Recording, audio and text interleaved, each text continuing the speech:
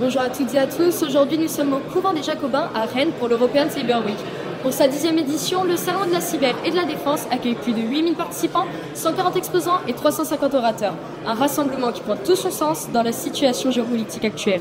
Aujourd'hui, la guerre en Ukraine, on est revenu sur une guerre de très haute intensité. Ça va être une préparation, ça va être permettre à l'écosystème effectivement régalien d'avoir des discussions hors cadre contractuel, d'avoir toutes ces discussions qui sont là pour se préparer à quelque chose qui pourra arriver entre 3 et 5 ans.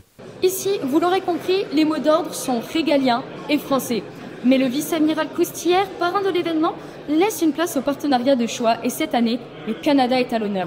Nous sommes en train de créer un centre de recherche commun entre les universités de Bretagne et les universités du Québec. Pas d'inquiétude, le partenariat outre-Atlantique ne fait pas d'ombre aux startups françaises.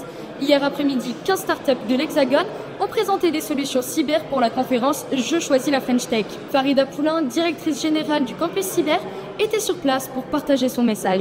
C'est que chaque entrepreneur français en cybersécurité, quel que soit son stade de maturité, puisse trouver un appui concret au campus cyber. À Rennes, on promeut les startups certes, mais aussi l'inclusivité.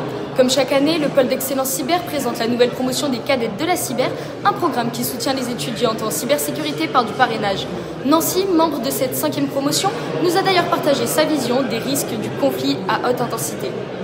Actuellement, vu que je suis étudiante, c'est évidemment beaucoup d'opportunités. Ça permet d'ouvrir beaucoup de voies, mais aussi de réfléchir à comment orienter son parcours, comment orienter nos majeurs, nos mineurs, comment choisir les matières qu'on a en cours par rapport à comment est-ce qu'on doit s'adapter au milieu dans lequel on évolue évidemment. Si la cadette considère le risque de conflit à haute intensité comme une boussole d'orientation, qu'en est-il des entreprises de la cyber ?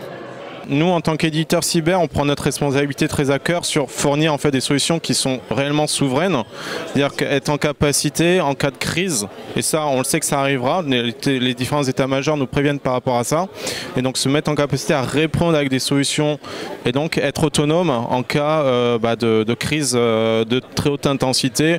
Les exposants semblent préparés à un tel risque, mais dans le service public, ce n'est pas la priorité.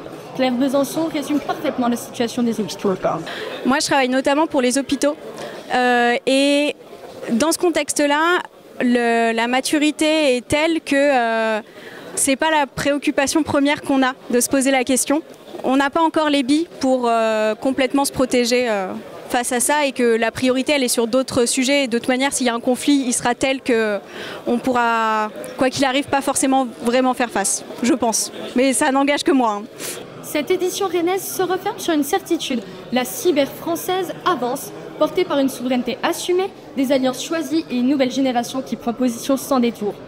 Du couvent des Jacobins, on repart avec une filière plus affirmée, plus stratégique, plus prête. Merci pour votre écoute, on se retrouve vendredi pour notre revue Express Hebdo.